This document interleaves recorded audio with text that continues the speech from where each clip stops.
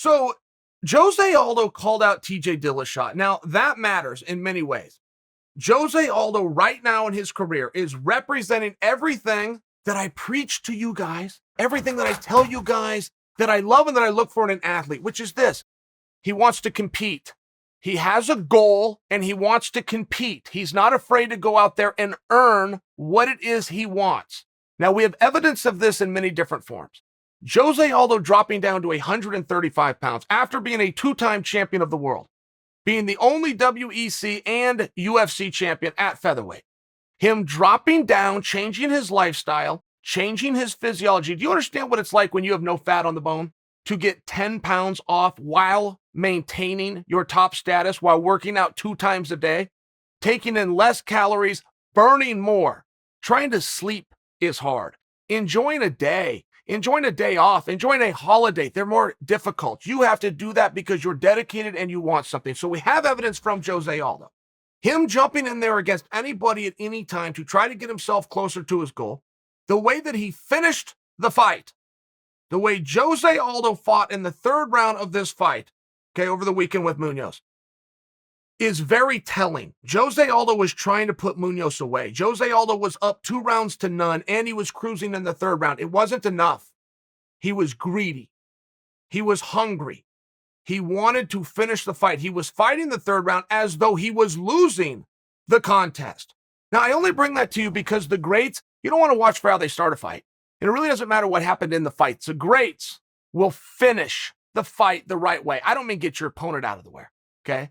A tough guy will go hard the whole time, no matter what the score is. You could be ahead by 100. You could be down by 100. A tough guy is coming after you either way.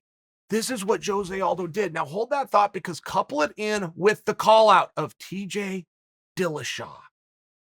That is main event worthy. That is newsworthy. That will get you announced. They will break into Sports Center and announce that if that fight gets done. There would be absolutely no way around a number 1 contendership spot. Now, TJ, does the calendar work out? Does the calendar work out? We know from TJ Dillashaw that he hurt his right knee. We know that he underwent already some kind of a surgical repair, and we're told he's going to be out for 6 months. I think that's a very good guess. That 6 months is relevant, though, because TJ is now the number 1 contender. That's what it represented when he defeated Sandhagen. But you got to hold that thought, right? Because you got a chessboard. You got to have a lot of pieces on there. We have Peter Yan going to take on Aljo. What happens after that fight? Are we guaranteed to move on? Because Yan's the favorite in that. So if Yan beats Aldo, they're now 1 apiece. You're telling me Aljo doesn't get a shot at a trilogy? Yan's not going to give Aljo the same respect that Aljo's showing Yan. I mean, it only bring for you because it could delay the division. And what if it does?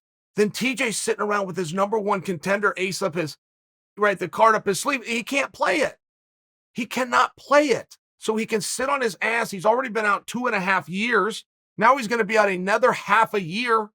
Should TJ reclaim the championship, he will be the oldest champion south of 170 pounds in history. Point being, TJ doesn't have time to wait. This is what TJ does for a living. This is his job.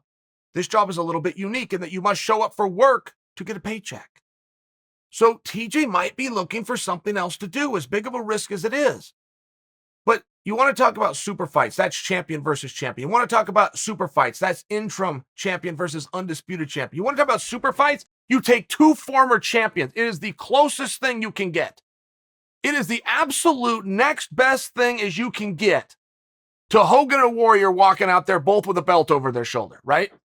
You take 2 former champions, not to mention from a different era, that refuse to accept that and they want their due in this era. That's a mega fight.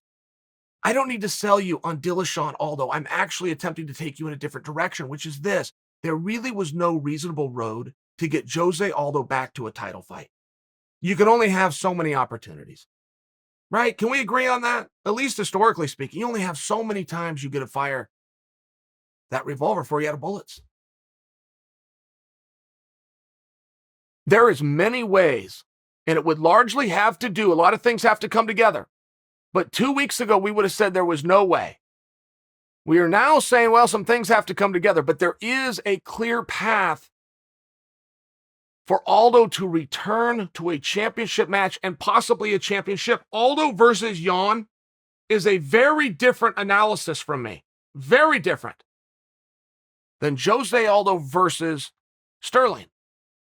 So it does matter who comes out of that. If Sterling emerges, that would also be parity. That would be a fresh match. Aldo versus Jan, being we've already seen it once, being as it wasn't overly competitive, we're not going to see that for a period of time. But you start to get the right players in, you can start to get the right pieces in order. Jose Aldo did something very smart. I believe it was on accident. I don't think he has a complete command of the English language. In fact, I can assure you he does not. So I think that this was on accident. But even on accident, it was great. He called out Aldo, called out TJ, said, hopefully we can do it by December. So now we've got the who and we've got the when. We already know the why for number one contendership, but he used an interesting word. Aldo said, this is what I expect to happen. Now, in the world of sales, that would be called the presumed sale. A car salesman will always do this. He will talk to you and he'll say, what color do you want your car? He will say, when do you want to pick it up? Things like that, even though you haven't even agreed to buy it and haven't signed one piece of paperwork. It's a presumed sale. It will either get you what you want or it's going to turn somebody off and they're going to go. But now as the salesman, you know your answer. Do I have a customer here or don't I? It's called a presumed sale. Jose Aldo applied it to the fight game by saying, this is what I expect to happen. It's a very interesting word, but it also changed the narrative and it changed the call out and it changed the audience's perception. I think it was on accident. I think it was unintentionally a great thing to do. But if he was to fight TJ Dillashaw, understanding what would be on the line, which is a number one contendership, understanding that in a worst case scenario, that is going to be a co-main event fight, should be relevant. Are they going to fight championship rounds or are they going to fight standard rounds? That would very much put him, Jose Aldo, in a position of a very clear path back to a title opportunity, which is just something. The only thing I'm offering for you is it's something you couldn't have said 2 weeks ago. A great fighter that understands the business will never quit throwing punches and he will never quit talking.